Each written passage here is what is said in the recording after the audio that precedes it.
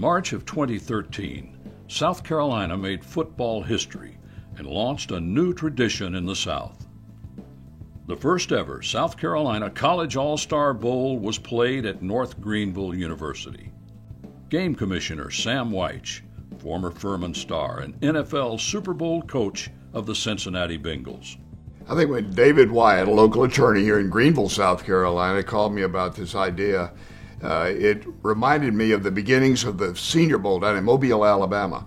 I was coming into pro football in those days. It was basically a game between Auburn and Alabama players, and then it has grown into a national game with lots of draw and agents wanting to get their players in that game. I see this game in South Carolina on the same track as that Senior Bowl in Mobile years ago. These South Carolina All-Stars, made up of 100 seniors, either from South Carolina or who played college football at one of the state's colleges or universities, represented 48 colleges and universities in 26 states from all over the country.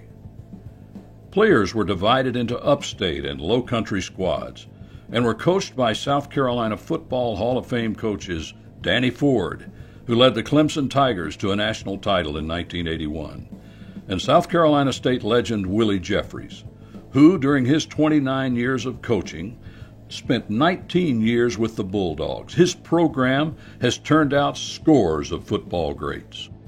In addition to providing an exciting afternoon of high-powered football for fans and supporters in the stadium, the game was carried live on a statewide television network, including parts of North Carolina and Georgia.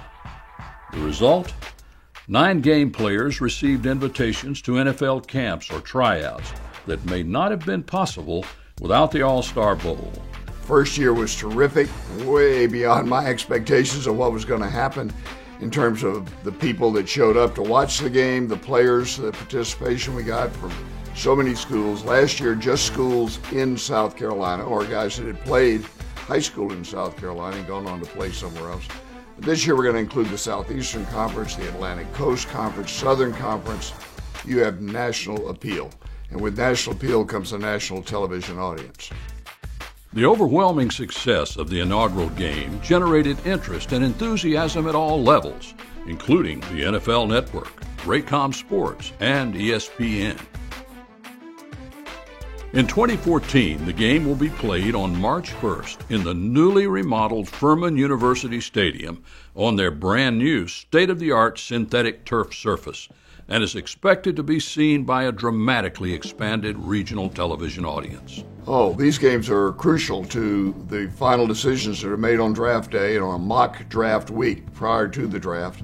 Scouts will all come in, they'll report on what they saw, comments that they heard being made, conversations they had with the players. See, this gets very personal. The players get to meet them, the scouts get to see what they're really like, what their thoughts are about away from the game as well as on the field, what kind of a player and person they will represent their particular team in the National Football League, Canadian League, Arena Football, wherever they happen to land. So this is a crucial part of the program as the scouts put together their proposals as to who they pick and in what round. The expanded game, as well as multiple ancillary events held over coming months, create a variety of sponsorship opportunities for local and regional companies. Expanded regional broadcast coverage, game programs, an ongoing publicity and promotion schedule, stadium signage, and events. All of these, while hugely valuable, are only the tip of the iceberg for sponsoring companies.